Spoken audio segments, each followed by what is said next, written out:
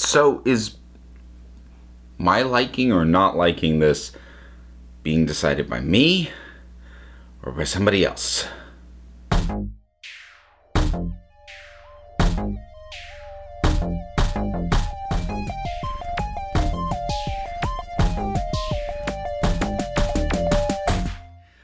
Black Mirror Bandersnatch. First things first, I may have to end up doing a subsequent follow-up video on this because as of this recording, I have watched it once. Sort of. If you've already seen it, then you know what I mean by that. I'm pretty sure I have not seen everything that it has to offer. I'm not sure. Like, I haven't gone back to watch it again from the start. So what you're going to see right now is a reaction based off my first going through of the experience of this. So this is all about the initial visceralness. I have not had the comprehensive experience up to this point. I'm not going to have that for a few days. My partner Liz is at time of recording.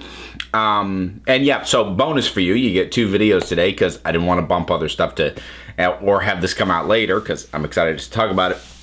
But anyways, my partner Liz, she's visiting her family for the holidays, and when she gets back, I want to watch this with her, and so I'm not going to watch it again until I watch it with her, and she's going to make the decisions on that watch. So we'll see what's different, and then if necessary, I will watch it a third time to try and see anything that I might have missed on the 2 previous goes. So this is just first viewing. Now, if for some reason you've missed the boat on exactly what Bandersnatch is and you're wondering why it should matter, that I've only seen it once, and why would things change? So, last year, I remember hearing for the very first time that Netflix was looking into attempting to implement choose your own adventure style in movies, where the viewer will actually make choices that impact the progression of the story. And when I first heard that that was something that they were looking into, I thought that is the stupidest friggin' thing I have ever heard in my life. That's not gonna work as a TV show. And I mean, it's arguable how well it even works in the books, but you know, books by their nature are meant to be picked up, put down, that works. TV, you know, film and TV especially, it's meant to be something, it's meant to have forward momentum, you know, this whole sort of, oh, it goes here and now here, but it could have been that or that. Like, this is not going to work. And then I heard Black Mirror was going to do one. I went, okay, now I actually want to see that, because if anyone's going to do it, do the concept any kind of justice, it's going to be Black Mirror. And Bandersnatch is the result. So, plot. Okay, so it's a period piece. It's set in the 80s, which makes it almost immediately somewhat evocative of San Junipero. If you know your other Black Mirror episodes, there are some specific callbacks, or I guess call forwards, since this is set in an earlier time, whatever. There are some specific references to some other Black Mirror episodes. I'm not going to say what they are, because that's A, spoilery, and B, like, find the Easter eggs yourselves. They're cool when they turn up. So it's following a guy, I'm probably going to end up calling him a kid, but a guy named Stefan, who's a young man. I don't know if they say his age. I think he's a teenager, but I don't know. He could be anywhere from 16 to 19. I would buy any age in that range. I mean, heck, even early 20s maybe. But he's a young man. He's very into video games. And this is, of course, 80s video games, so computer games and whatnot. And he pitches a concept for an adventure game that would be effectively a choose your own adventure, and he's basing it off of this labyrinthine book, which was, you know, a choose your own adventure book. But if you read choose your own adventure books when you were in school, like I did, they were like yay thick. This thing he's adapting called Bandersnatch is about yay thick, and apparently the guy who wrote it went nuts. So he's trying to adapt that, and he gets the opportunity to do that, and that is the story that we follow. Going into any further detail beyond that is kind of potentially spoilers, depending on what choices you make. And it introduced that whole thing pretty early on with what appear to be very arbitrary and innocuous choices. I don't know if they actually are, because like I say, I haven't gone back and rewatched, so I don't know if altering those very early choices does actually significantly change things. I suspect not, because it's just sort of setting up the pattern and the rhythm of being used to doing that. And I suspect it's probably deliberately done with innocuous choices at the front end, and then later on you are given what are clearly some more substantial choices. And they are always choices being made by Stefan, by the lead character, but at the same time, he is very much a distinct entity from you, the viewer. So whereas again, if you remember your Choose Your Own Adventure books, they were usually written in second-person narration, and the protagonist was actually referred to as you. So it was always questioned as, what do you do? Whereas here, Stefan is very much his own entity, and yet his actions still get dictated by someone other than himself. And as you might begin to expect from Black Mirror, the show or film or whatever you want to consider this thing to be starts to toy with that as it goes along. And actually, some of the things that it does, again, I don't want to really get into too many more plot specifics, but some of the things that it does in terms of the way choices are presented is really fascinating, because there are points where, like, you don't actually get a choice. Like, the choice option will come up, but there's only one. And there's a sudden, the point at which I noticed that, where that happened, and maybe it happens at more than one point, depending on what choices you make. But where I remember seeing that was just like this thinking of, oh God. Or, seeing choices that are effectively the same thing. In other words, making it clear that, okay, you can make a choice, but where this is going, you can't stop where this is gonna go. Again, at specific points. And it does also recreate from the Choose Your Own Adventure books that sensation of, like, keeping your finger on the previous page in case the choice you made, like, completely screws things up and ends the story, and you go back a little ways. So it does that at a few points too, including some early on. I remember one of the first major choices I made basically ended the story. Within the first 20 minutes, and then it rolled back and gave me the opportunity to do from that point again. And I encountered that a few more times as it went along, and I got to jump around. And actually, at one point, it gave me the option to go back to the previous significant choice that I made, or to just let the credits roll. So I think I saw an ending that was like, this could be the ending if you want it to be. I obviously rolled back a bit and kept going until I ultimately ended up with, I don't know if it will turn out to be like the quote-unquote proper ending of the thing, but it did eventually get to a point where, like, the credits just rolled. It stopped giving me options. It didn't even give me the option to go back again, and the credits just started rolling. And so for this first viewing experience, I'll take that as the ending.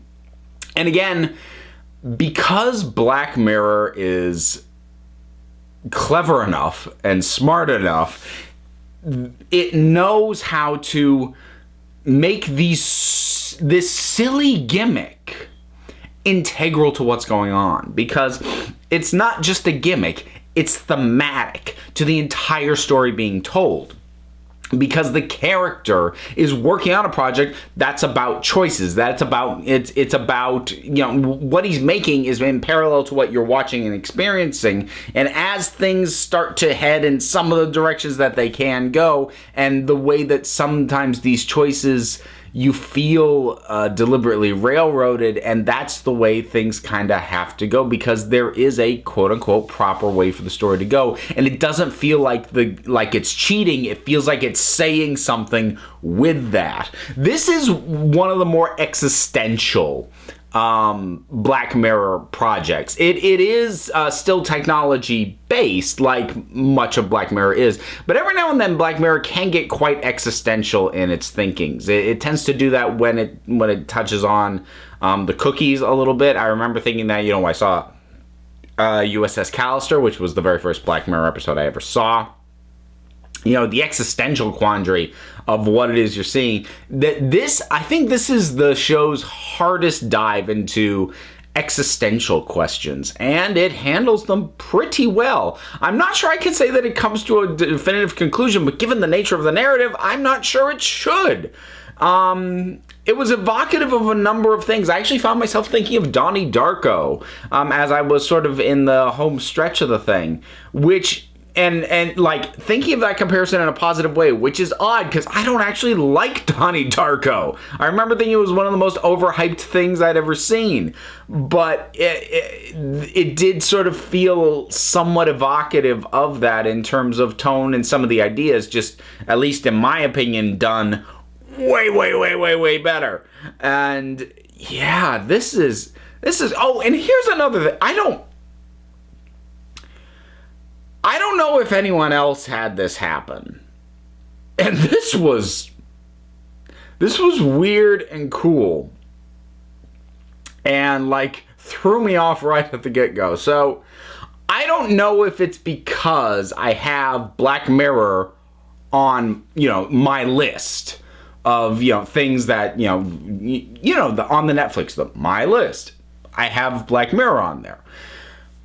So as soon as I logged into my account on Netflix, Bandersnatch immediately started up. It didn't wait for me to choose it. It just started.